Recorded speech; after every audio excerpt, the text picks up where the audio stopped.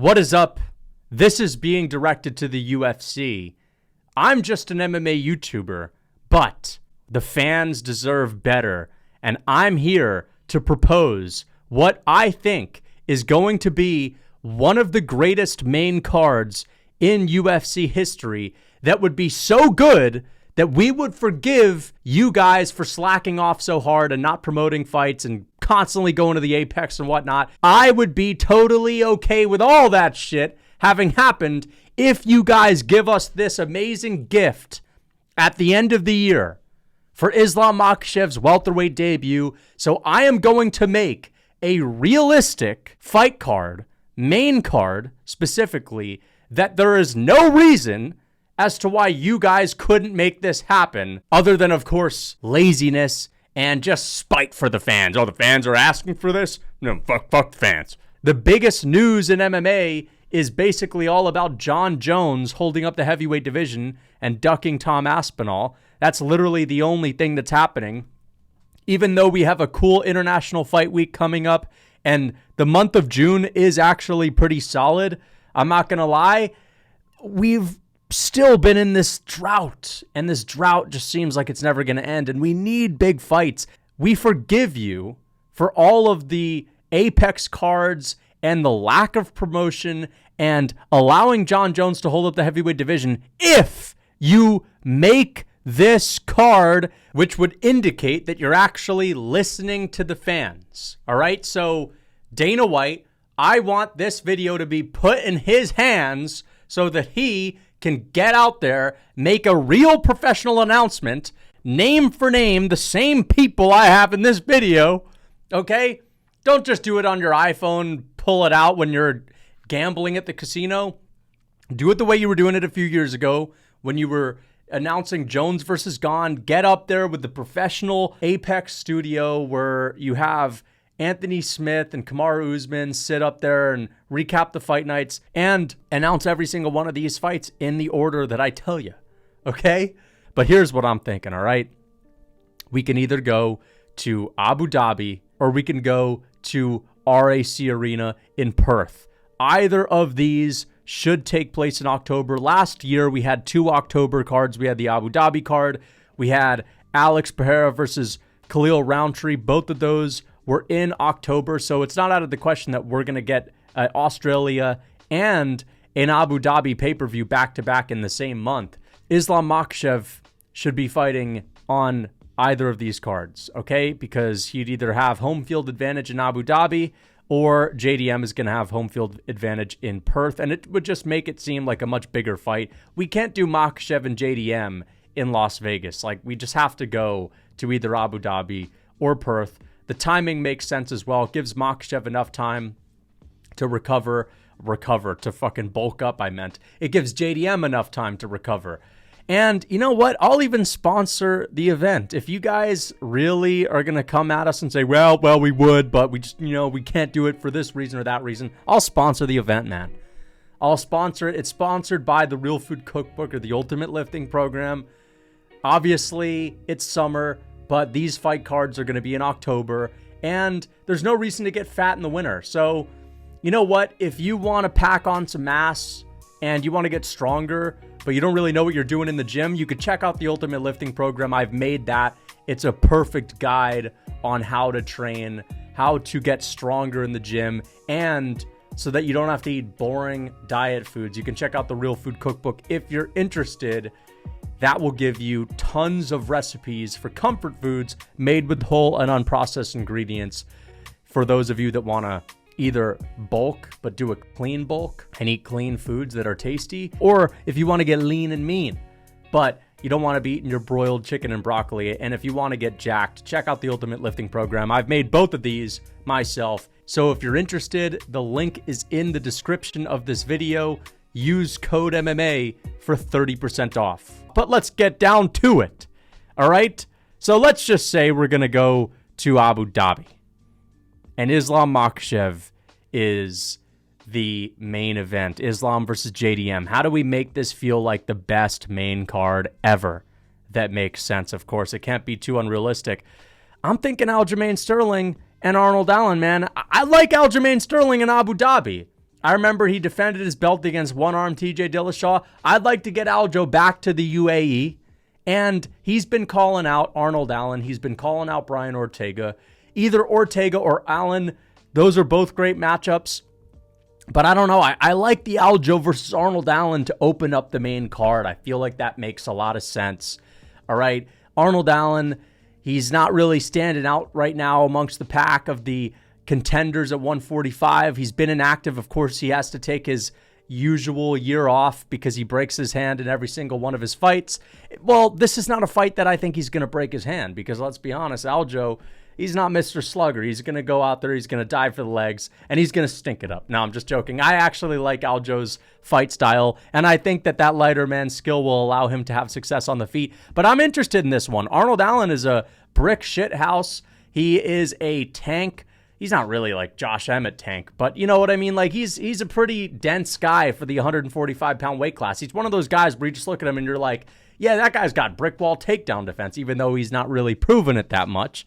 Got taken down a couple times by Movzar, but showed good takedown defense nonetheless. Aljamain Sterling is a better grappler than Movzar. He actually can hold people down, and he wasn't the most dominant wrestler at 135, but now that he's moved up, man, he's pretty dominant at 145. So I think that this makes sense. I would like to see Aljo, Arnold Allen. You know you would get hyped for this. First fight on the main card, a hardcore fans classic fight. It's not going to be a war. It's just going to be a high-level chess match. There's a lot at stake. If Aljo loses, that's a couple losses in a row, and he may be looking at retirement. So his back is going to be up against the wall with the potential loss. He's not going to want to go in there and lose. And Arnold Allen, he's always inactive. He never really fights. He's coming off of a loss. If he loses, the era of Arnold Allen being talked about as like a top contender is going to take a back seat. So this is a big fight for both of these guys. I think it would make a lot of sense. It would get me excited. And as I said, there's a lot at stake.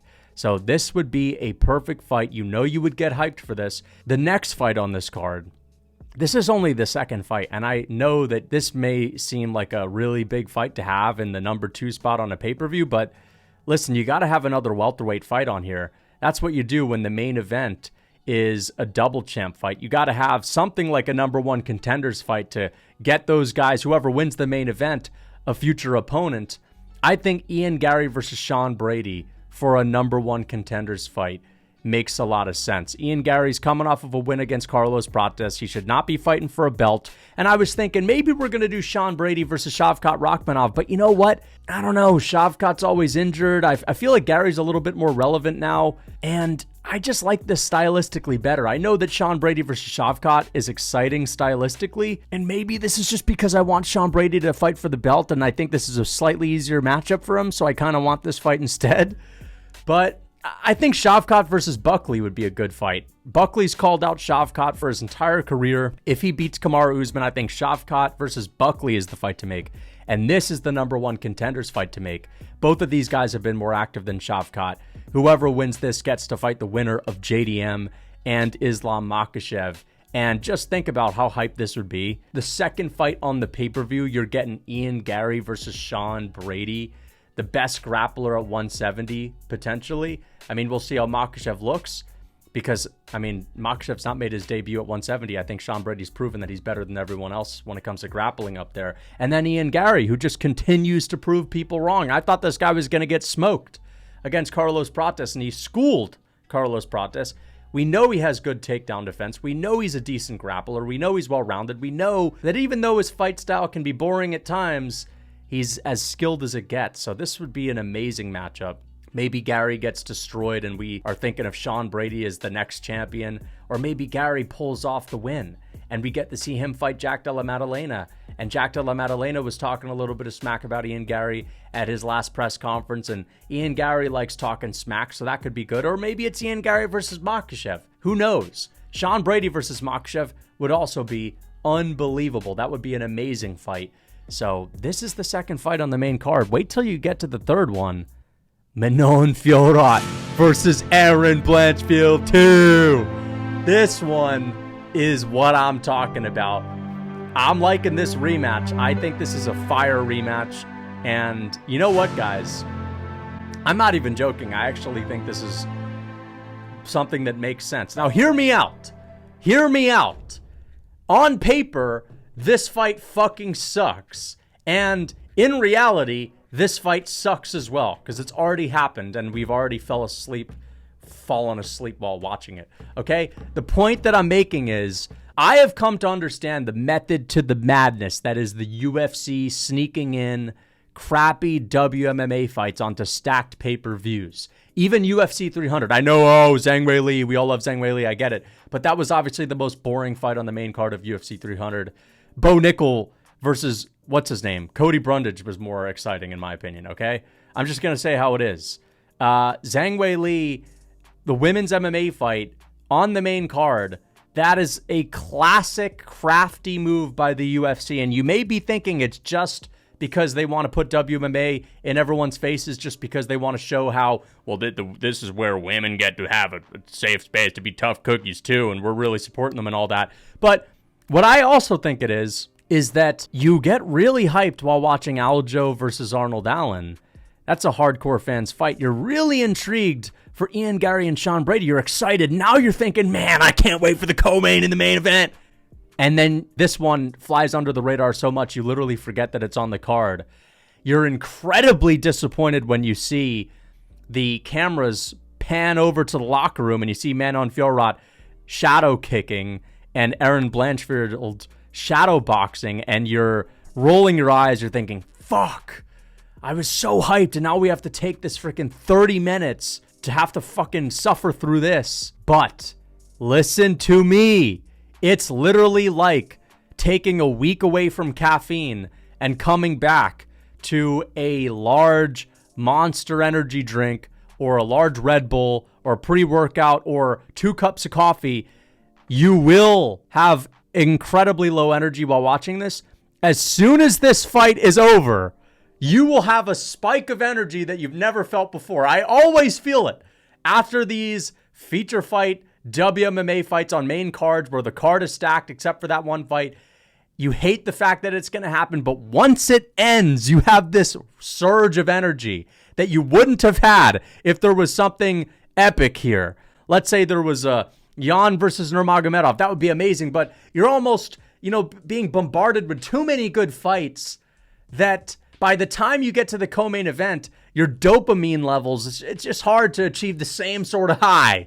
But now that you had to have a dopamine break, you will then have the rush of a lifetime when Volkanovski and Movsar Evloev are in the fucking locker room warming up. You're going to see that and you're like, yeah, here we go. You're going to have new energy. It's going to be like you just snorted a line. It's going to be like you just had 10 cups of coffee. You're going to be feeling on top of the world. That's how they do it, dude. I'm telling you, that's how they do it. Volkanovski versus Movsar Evloev. If this is in Australia, I honestly think if this is in Australia, that would be even more epic. Imagine Volk and JDM fighting on the same card. There's no reason why this can't happen. I want to see a 100% Volk in Abu Dhabi too. Last time he went to Abu Dhabi, he was injured. He was fat, coming off of the couch.